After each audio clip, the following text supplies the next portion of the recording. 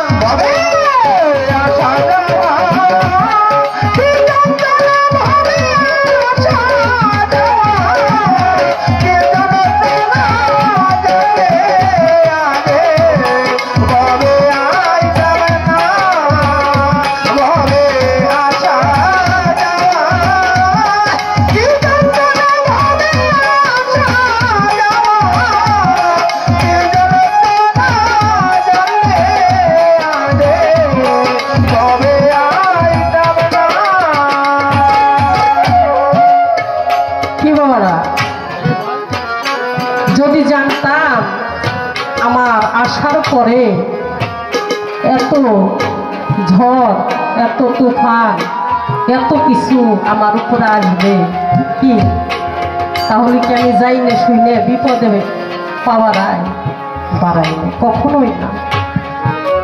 সেজন্যই এই বিপদ থেকে উদ্ধার হওয়ার জন্য, মোহমায়া থেকে মুক্ত হওয়ার জন্য আমি আজকে দয়ালের কাছে আসছি, তাই না বাবা?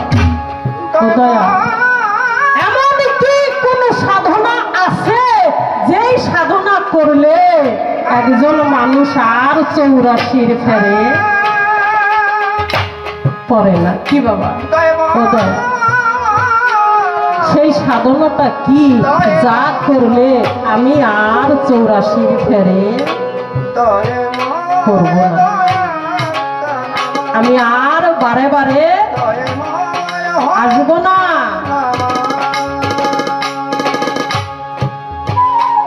সাধক তাই তার কালামে বলেছে যে বাবারে, মহাজনের 16 আনা পুঁজি লইয়া দুনিয়ায় আসলাম, কি কত কিছু করলাম, সন্তান পরিজন আত্মীয় স্বজন, কি সারাদিন পরিশ্রম করে রাত্রে যখন একা একা থাকবেন তখন হিসাব করবেন, আমার ওই সন্তান এইটা দিছি, ওই সন্তান এইটা দিছি, আমার মার এইটা দিছি, বাবার এইটা দিছি, আমার স্ত্রীর এইটা দিছি। কিন্তু সব হিসাব আপনি সুন্দর করে দেখছেন, সুন্দর করে আপনি মিলাইছেন, মিলে গেছে, নিজের হিসাবটা মিলাইতে পারলাম না। কি বাবা, সেজন্যই তো ওই হিসাবটা, যেজন হিসাব করিয়া চলে রে মন, তার বিপদ হয় না কোনো কারণে। তাই তো আমার দয়ালের কাছে আসে। কি আমার দয়াল বললে যে তুমি দয়ালের কাছে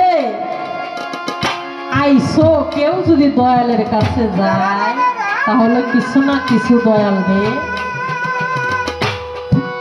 নজরানা হিসাবে দেয়। কথাটা ইঙ্গিতে বাজান আমারে বলছে যে তুমি যাইলে কি নিয়ে আইসো, তুমি যা দিবা তাই তুমি পাইবা।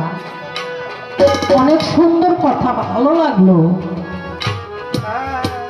বাজান, আমি তো সবে মাত্র শিষ্য, কি এখন একজন দয়াল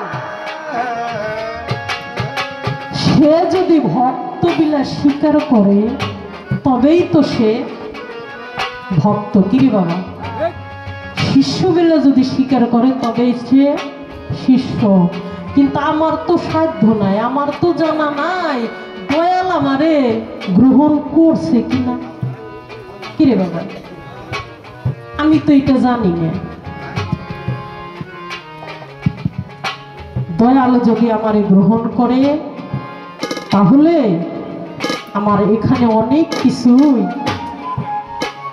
দয়ালের কাছে আমি আশা করতেও পারি, দয়ালও আমার কাছে করতে পারে। সেটা কিভাবে?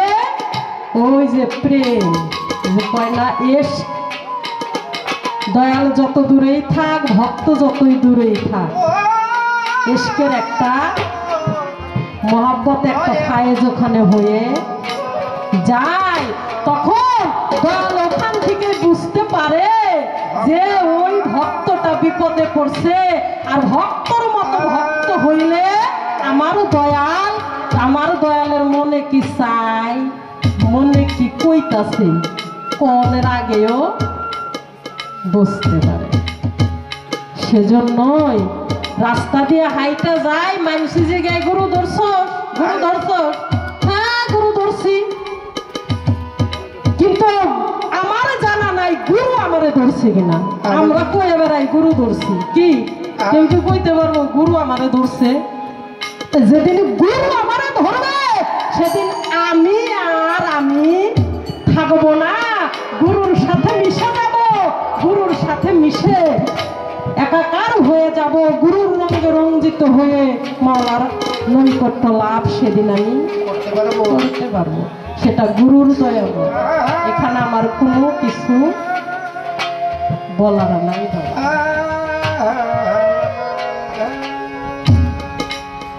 তাই দয়া আমি বলবো, এই জগতের মাঝে যা কিছুই করি আমার গুরুই হলো আমার কাছে পরম। কি উনি আমার কাছে আল্লাহ, উনি আমার কাছে ভগবান, উনি আমার কাছে ঈশ্বর। আমি যদি তাকে মানি তাহলে আমার সব কিছুই মানা হয়ে যাবে। সেজন্যই আমার কাছে আমার দয়াল সব কিছু। তবে আমার দয়াল কিছু কথা বলছে বাবা, সে কথা বলতে গেলে অনেক সময় লাগে। সেটা হলো, আমি একটু কথা বলছিলাম যে বাবা রে, আমার যিনি গুরু তিনি আমারে বলছে, আমার উস্তাদ, ওই যে লাখি সরকারের অভাব নাই। হ্যাঁ, তাই আমি একটু বলছি, আমার দয়াল আমার যাই হোক যেভাবেই হোক একটু বলছে। তো ওই যে কথায় আছে না যে পাগল যদি ওই কম দিলে তো বুঝি নাকি। এখন এটা কিন্তু আপনি যেভাবে ভাবছেন তা না। যারা যে স্কুল লেখাপড়া করছেন, আমি ততটা পড়তে পারি নাই। ওই যে বোর্ড আছে না, বোর্ডে যে লেখে ওই কামিতি লেখে এত তারিখ, এখন ওই বাংলা সাবজেক্ট, হ্যাঁ এরকম কিন্তু যায় লেখে। তাই কিছু কিছু সময় দেখা যায় স্যারেরা এই মাঝে মধ্যে ওই যে বাংলা সাবজেক্ট নিব, ওখানে অন্য সাবজেক্ট লেখা থাকে। তখন ওই এক ছাত্র বা ছাত্রী দাঁড়ায় কয়, স্যার ওই তারিখটা এই যে একটু ই আছে, একটু ভুল আছে, আর ওই যে এখন বাংলা নিবেন ওখানে অন্য সাবজেক্ট লেখা আছে। তখন আবার স্যারে ডাস্টবিন মুইছে আবার সুন্দর করে লিখতে দেখতাম। তো এরকম আপনিও জানেন। হ্যাঁ, এটা কিন্তু মানে একটা আমি যে বইলা দিলাম তাতে যে আমার অপরাধ হইল। তখন স্যারে কইতো যে গুড, ওই ছাত্রের কইতো গুড। ওই গুডটা পাওয়ার জন্যই কোন লাগে, বুঝছেন কি কম বাবারা? ওই তখন কয় গুড, ভেরি গুড। ওই গুড আর ভেরি গুড পাওয়ার জন্যই আমার ওই কথাটা বললা। তা আমি ভাবছিলাম আপনি ওই রকম কিছু একটা করবেন।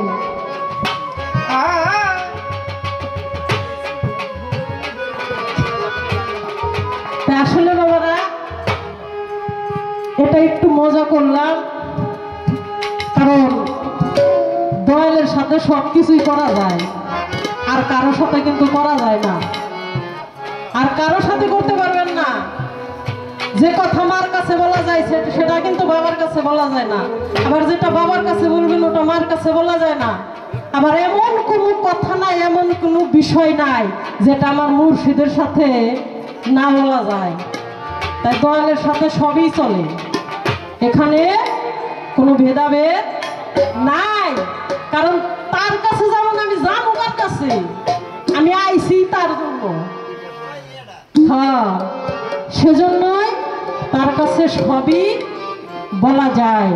যেমন রোগ হইলে ডাক্তারের কাছে না কইলে ঠিক মতন প্রেসক্রিপশন দিতে পারবো না, তাই তদ্রূপ দয়ালের কাছে ওইভাবে বলতে হবে, তবেই তো আমার রোগটা সারবে, তাহলে সারবে না।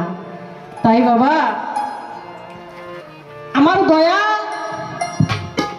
অতি সুন্দর করে একটি কথা আমাকে বললে যে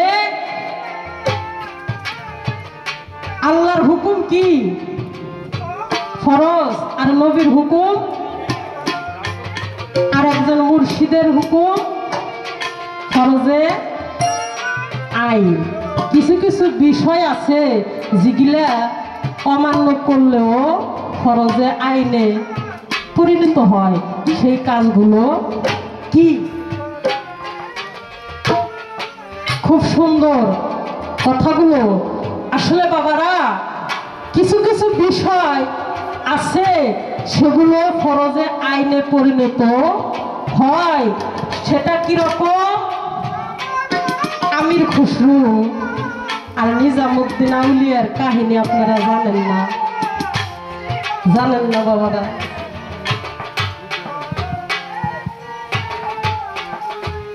কইছিল সব ভক্তদেরকে ডাক দিয়ে বলছিল যে আচ্ছা আল্লাহর হুকুম মানা কি? কয় ফরজ, আর নবীর হুকুম মানা সুন্নত, আর পীরের হুকুম মানা ফরজে আইন। বলছিল তোমরা কি কোনোদিন কেউ আল্লাহরে দেখছো? কি এই কথা বলছিল? তখন বলছিল আমির খুশু বলছিল দয়া আমি আল্লাহরে দেখছি। কয় কি? ও তো শিরক করতেছে। কিরে বাবা? আমির খুশরু কয় দয়া আমি আমার আল্লাহরে দেখছি, আমি আমার আল্লাহরে খাওয়াইছি, আমি আমার আল্লাহরে গোসল করাইছি, আমি আমার আল্লাহর হাত পাও টিপছি। কয় কি? ও তো শিরক করছে। ওরে দরবার থেকে বিতাড়িত কইরা দেয়। ওরে আর এই দরবারে রাখা যাবে না, কারণ হইলো শিরক করছে।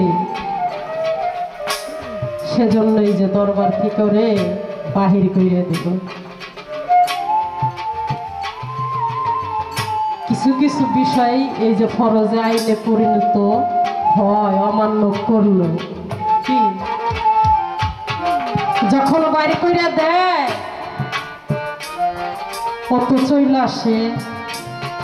তখন আমির খুসরু দরবার থেকে চইলা আসার পর নিজামুদ্দিন আউলিয়া তার ভিতরটা কেমন যেন হয়ে গেল। তার আর ভালো লাগে না, তার আর ভালো লাগে না। ভক্তদেরকে কয় তোরা কে কোথায় আছি? আমার কেমন যেন লাগে রে। তোরা কে কোথায় আসিস? একদল কাওয়াল ডেকে নিয়ে আয়, এই ঝড় যে আমার থামবে না। দেখেন কাওয়াল ডেকে আনার পরে কাওয়ালরা যখন ছামা শুরু করে দিচ্ছে, তখন নিজামুদ্দিন আউলিয়ার যা কিছু ছিল সব কাওয়ালদের দিয়ে দিচ্ছে। শেষমেশ নিজের যে পায়ের খরম জোড়া ওইটাও কাওয়ালদের দিয়ে দেয়। যখন দিয়ে দেয় ওই আমির খুসরুর বাড়ির সাইডে দিয়ে কাওয়ালরা ওই গল্প করতে করতে কথা বলতে বলতে আসতেছিল। আর ওই সময় আমির খুসরু কয় আমার দয়ালের গেরান পাইতেছি, তোমরা কারা যাও একটু দাঁড়াও, আমি যে তোমাদের মাঝে আমার দয়ালের গেরান পাইতেছি। আরে তোমরা কারা? কোথায় গিয়েছিলে? তখন কাওয়ালারা বলল আমরা নিজামুদ্দিনের দরবারে গিয়েছিলাম, সেখানে আমরা ক্ষমা করে আসছি, তার যা কিছু ছিল সব আমাদের দিয়ে দিছে। এই যে খরমজোড়া ছিল লাস্টে সেটাও আমাদেরকে দিয়ে দিছে। আমির খুশি আমার দয়ালের না জানি কত কষ্ট হইতেছে।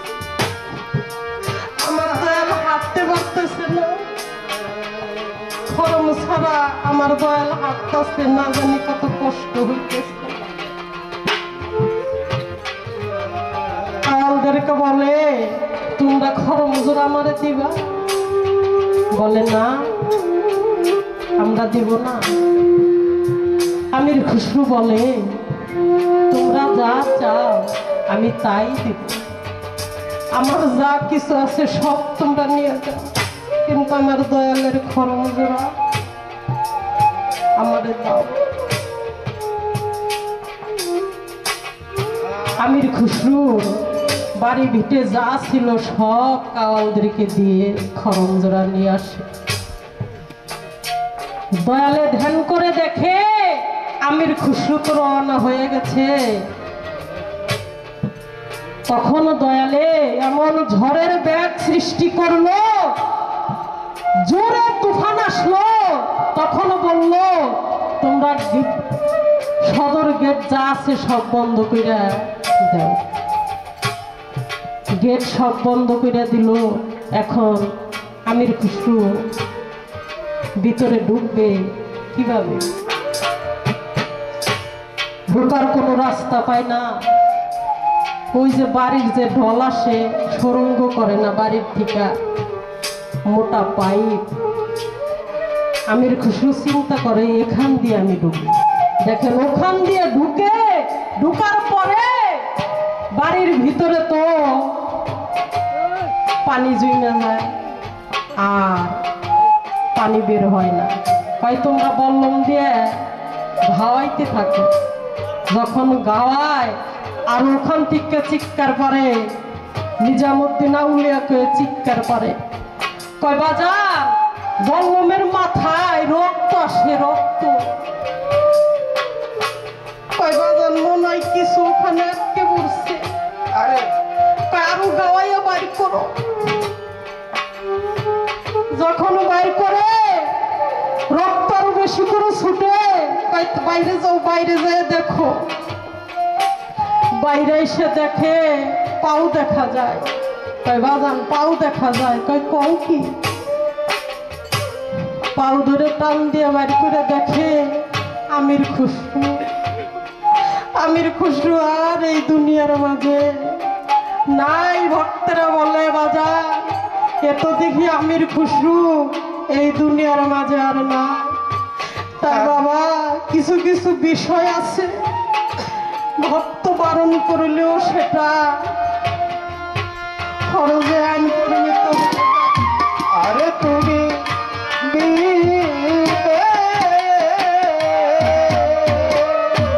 আরে তুমি বিনে কে আছে?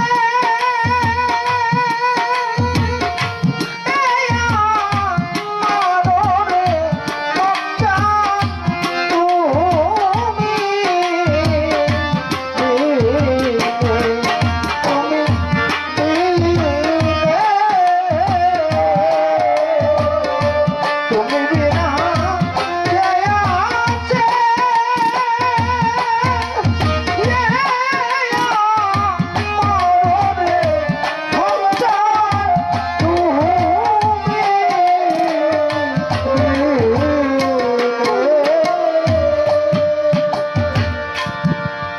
লাহোর ধরিয়ার মাঝে দয়াল ভাইসা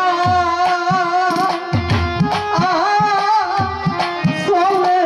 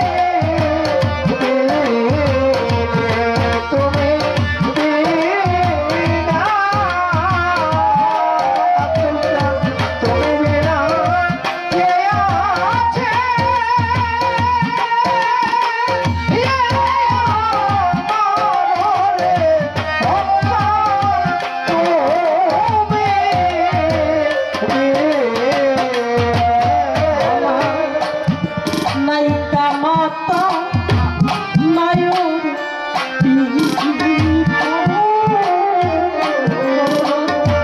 নায়িকা জুড়ে রে ভাই নায়িকা মাতা নায়িকা পিতা বাজান আমার নায়িকা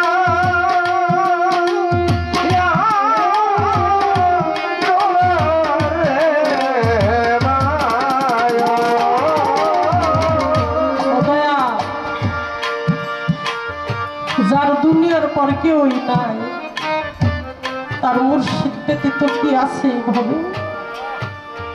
কিরে বাবা, যে ছোটকালে মা হারাইছে, বাবা হারাইছে, যে হারাইছে সেই তো কেবল হারানোর ব্যথাটা বুঝবে, আর যে হারাই নাই সে কি বুঝবে? বুঝবে কেননা দুইজন মানুষ, একটা হলো মা আর একটা হলো বাবা। এই দুইজন মানুষ যদি দুনিয়ায় আমাদের না আনতো তাইলে কি এত সুন্দর একজন দয়াল চা পাইতাম আমরা? সেজন্যই এই দুইজন ব্যক্তিরে যদি কেউ সেবা করে আসতে পারে, আমার নবী বলছে আমি আগে জান্নাতে না যাই তার আগে জান্নাতে নেব। কিন্তু আমরা তো সেটা করতে পারি না। কেন পারি না?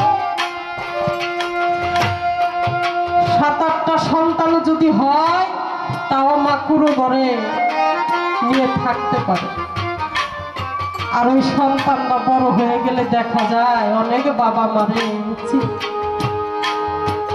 কতটা যত্ন করে না বাবা। তাই আমাদের ভুলটা তো ওখানে। কিরে বাবা, ওখানেই ভুল। ওই ভুলটা যদি আমাদের ওখানেই সংশোধন করে আসতাম তাহলে যে গুরু ধরতে হবে কেন, গুরুকে ভক্তি করতে হবে কেন, গুরুর পায়ে চুমা খাইতে হবে কেন, এই কথাটা আমরা আজ বলতাম না। এটা বলতাম না বাবা, কারণ আমরা বুঝি কখন, যখন আমরা হারাই ফেলি। শত কাঁদলেও তখন আর আমরা তাদেরকে পাবো না। তখন কাঁদি, মালিক রে তুই যদি আর একবার আমার মাটারে পাঠাইতি, আমার বাবাটারে পাঠাইতি, আমার মুর্শিদটারে আমার কাছে আইনে দিতি, তাইলে আমি আমার সেবা কিভাবে করতে হয়, যত্ন কিভাবে করতে হয় আমি করতাম। কিন্তু শত কাঁদলে কি আর তখন সেটা আর পূরণ হবে? হবে না। ও দয়া, এই ভবের বাজারে আমার আর চাওয়ার কিছু নাই। আমি যেন আপনার সাথে থাকতে পারি। আমার দয়াল কইছে কিছু চাইলে দয়ালের কাছে দয়ালের কিছু দিতে। আমি তো আসলে অভজন, ভজনবিহীন। আমি তো জানি না, যেহেতু দয়াল আমার কাছে চাইছে তাহলে আমি বুঝছি দয়াল আমারে ধরছে।